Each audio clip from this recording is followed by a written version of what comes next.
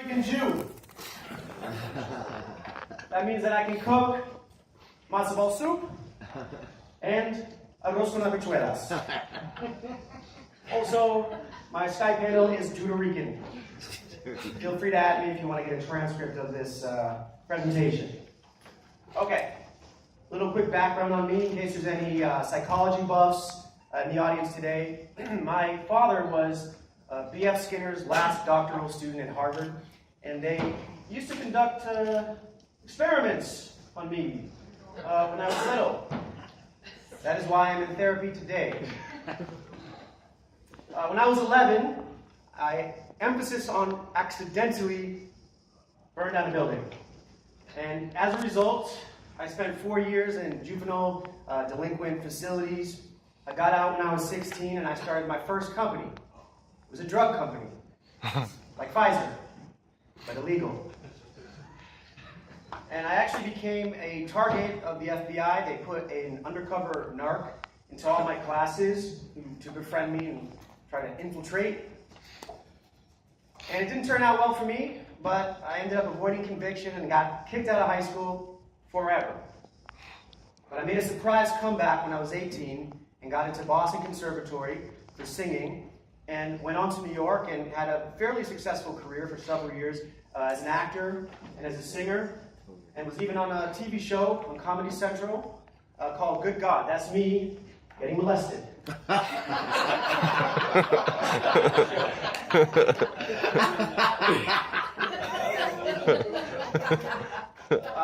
In 2006, I started a seduction company. I used to take guys out to nightclubs and down the street and demonstrate how to pick up chicks. From there, I challenged Neil Strauss. This is the way I got known in that industry. This is what I used to think marketing was. I challenged a guy named Neil Strauss to a quote-unquote pickup contest. God knows what that even means. But that's how I built my first mailing list. And then I met, around that time, a guy named Vin DiCarlo, a.k.a. Ryan Kowalski, and he pulled me deep into the marketing, copywriting, and eventually the VSL game. I co-wrote multiple iterations of the Pandora's Box VSL, that is the highest grossing seduction offer of all time. I've beaten many of the best copywriters in the world in head-to-head split tests, including John Benson. My sales copy has generated over $100 million, and my team is an aggressive unit. We take big risks, we try to do things that no one has ever done before. And on that note, in 2016, I launched the first gay seduction offer. It's called Straight Bait, and it teaches gay men how to flip straight guys. That is now the best-selling gay info product of all time. Now, probably like, oh, this shit happened to you. How old are you, Julian? I'm 39 this summer. I look young because I exfoliate. Okay, what are you going to learn today? We're going to make this quick, but I'm going to jump through a bunch of very useful content. I'm going to show you a checklist that will help you assess the true quality of any piece of sales copy. I'm going to show you how to identify conversion killers hidden within that copy, and I'm going to show you how to communicate with your writer in a way that he or she understands so they can actually implement your feedback. You do not have to be a skilled copywriter to apply this information. I designed it for managers or entrepreneurs that don't have a lot of experience writing copy. This checklist can be applied to any type of sales copy, from a sales letter to a VSL script, to email, to even a banner that contains a fair amount of text. So let's get started.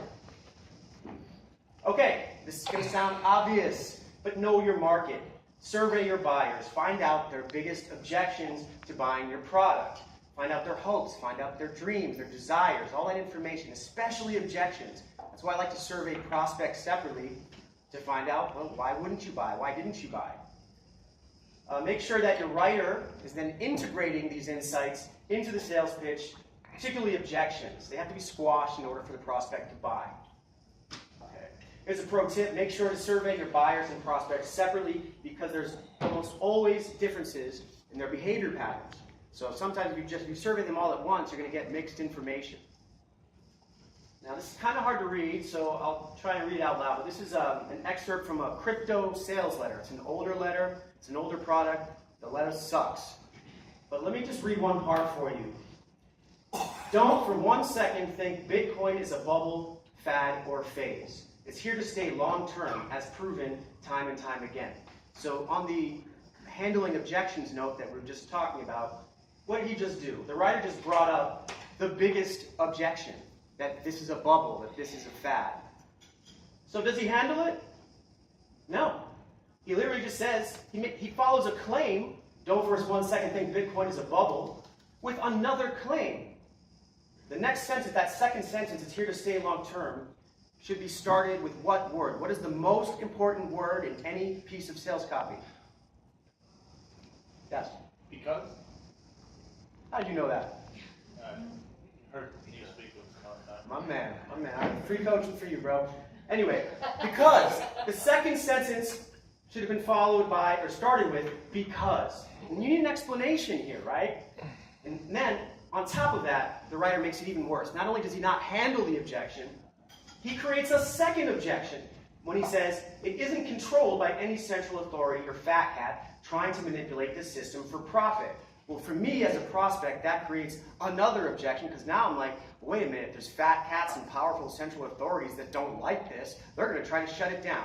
So he made it double bad for himself. Handle your objections. Make sure the writer is handling your objections. Okay. Next up, if you're going to analyze a long piece of copy, such as a VSL script or a sales letter, you want to break it up into sections. If it's a 5,000 word piece, break it up into 10 or 12 sections. You'll detect a tonal shift. You know, maybe he's talking about the introduction of the product, but then he switches over to some urgency. Just create like a subhead, a heading called urgency. We're going to break down each section individually. We're going to grade each section individually on very specific criteria. Okay? Here are those criteria. 1, believability.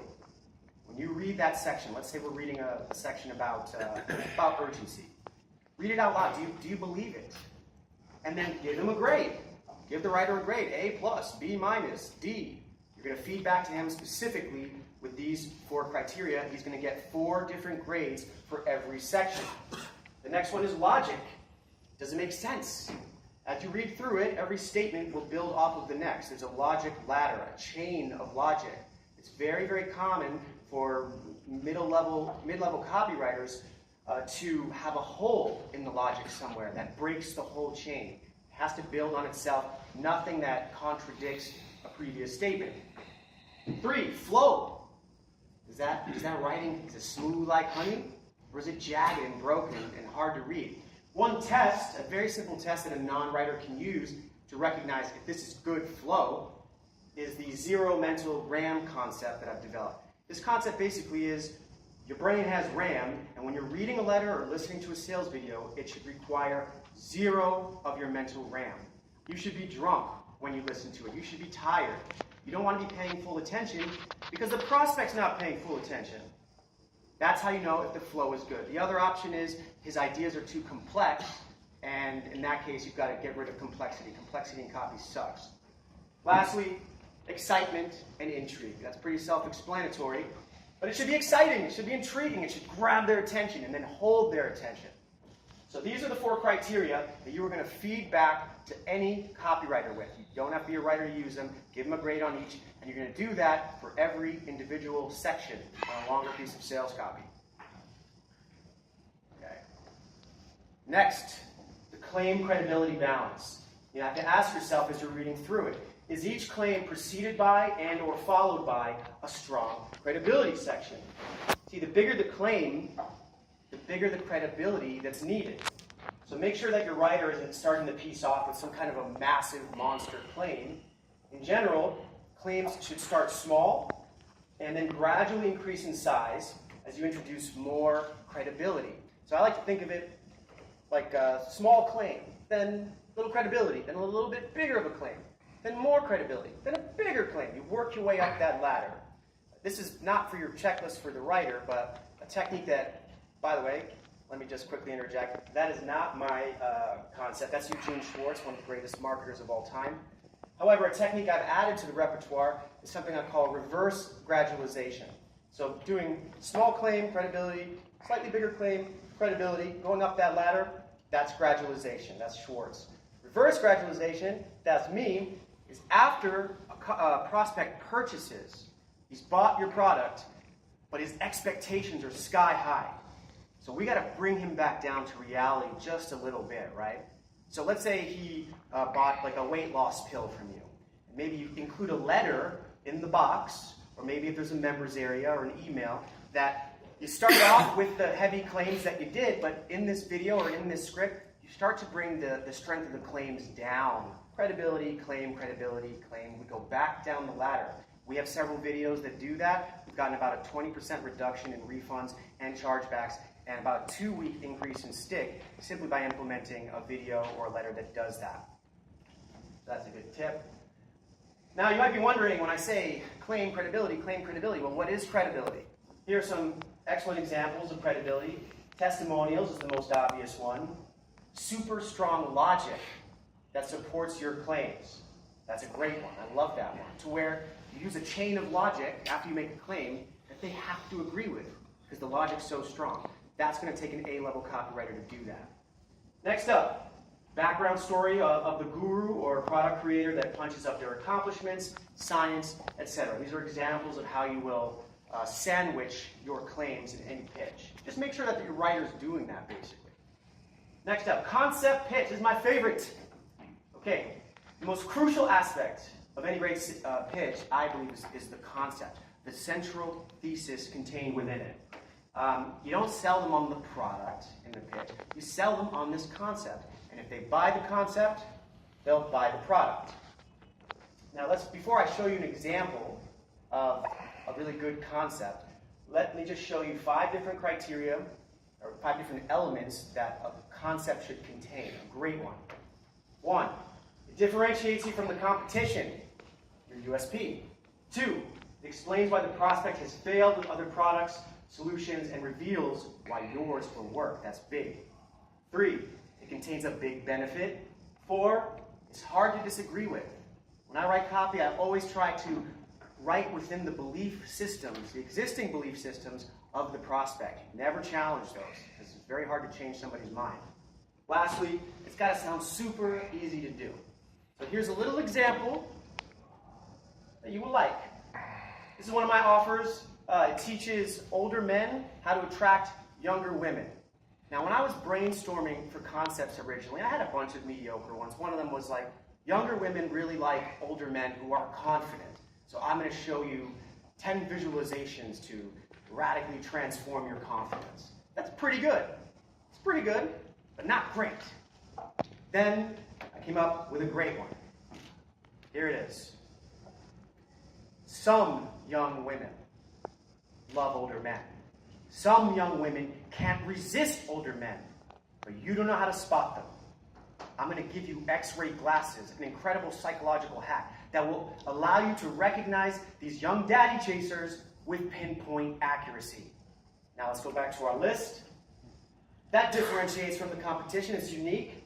It explains why the prospect has failed with other product solutions. They were hitting on the wrong girl because they couldn't see the ones that love older men. It contains a big benefit, get with younger women. It's hard to disagree with that logic, and it sounds super easy.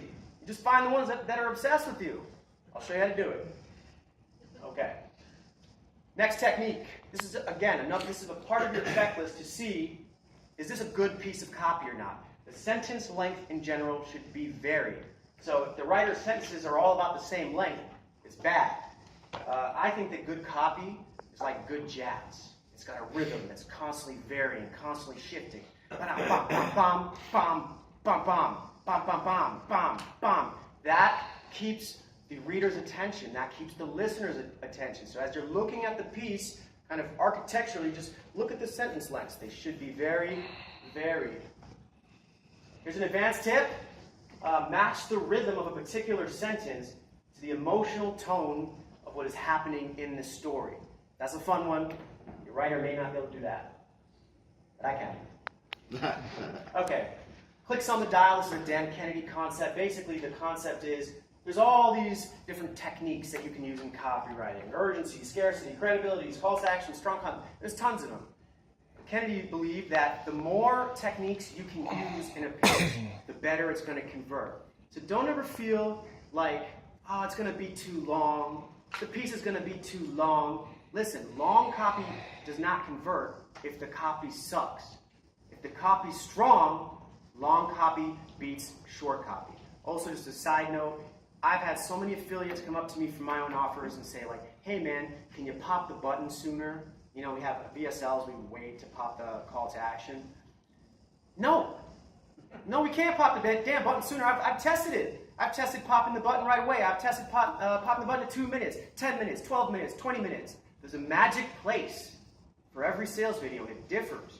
There's a magic place where that button should pop. And usually it's between 12 and 25 minutes. It's somewhere in there. They have to be sold first. You have to sell. If you pop that button too soon and they're not sold yet, and they click through to the cart and see your damn straight sale product $70 like mine are, they're going to leave. You got to sell them first. Okay. Let's see.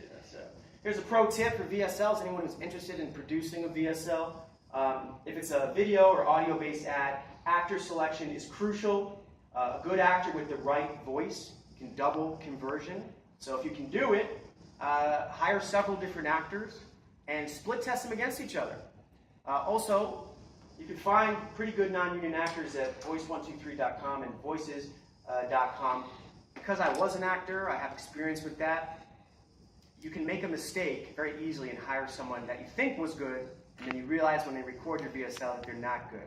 So a little trick that I do, a proprietary trick, is when I audition them right through the site, I upload a snippet of my VSL, but I also upload a very challenging, dramatic, and or comedic monologue from a movie or a play. That's hard.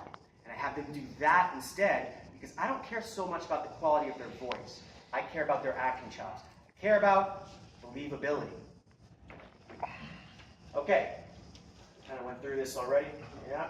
Check your tech. VSL tech is huge. It's estimated that for every second your page or video takes to load, that you lose 10% of your traffic. So if your video takes 4 seconds to load, you just lost almost half of your traffic. Cross-browser device compatibility. Make sure that video is playing on everything. QA the fuck out of it. Great tech will not help a shitty video, but it will destroy a good one. So it's a crucial conversion factor related to sales videos. Here's some final editing tips. We're almost done. This was quick. Super simple quality check. You want to see if the copy's good and you're not a writer and you don't know how to do it? Read the damn thing out loud. Read it out loud. If it doesn't sound like someone's just talking to you normally, a friend at a bar, it's not good copy. Play with the puzzle pieces. So when you're looking at the piece, architecturally, I'll actually take the names of each section. Remember, we divided up all the sections, right? Where you going, Brent? Where you going? It's boring. Fuck you. You're going to take those sections, you're going to move them around. You're going to move the sections around and see, hey, does this work better if I move urgency before pacing? Or if I move nightmare story before common enemy? Does it work better? Sometimes the piece works better just by moving the puzzle pieces around. Here's an advanced tip. This concept can also be applied within individual sections.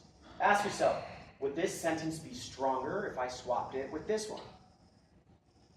And here's an example of section titles for a standard VSL that I would write. Intro, urgency, pacing, why I did this, central thesis. When you're breaking up a VSL yourself, you don't have to name it this. Name it in a way that makes sense to you. The writer will understand. And then finally, the writer's motto. When in doubt, cut it out. Look through the piece. If there's something that you're questioning and you give a note to the writer and he doesn't take it to the next level, cut it. It's the hardest thing to do, especially for writers. Therefore, you as the owner or the manager, it may be your job in some places to actually cut the stuff yourself. Kill your darlings, as they say. Okay, that's it. Questions, anybody?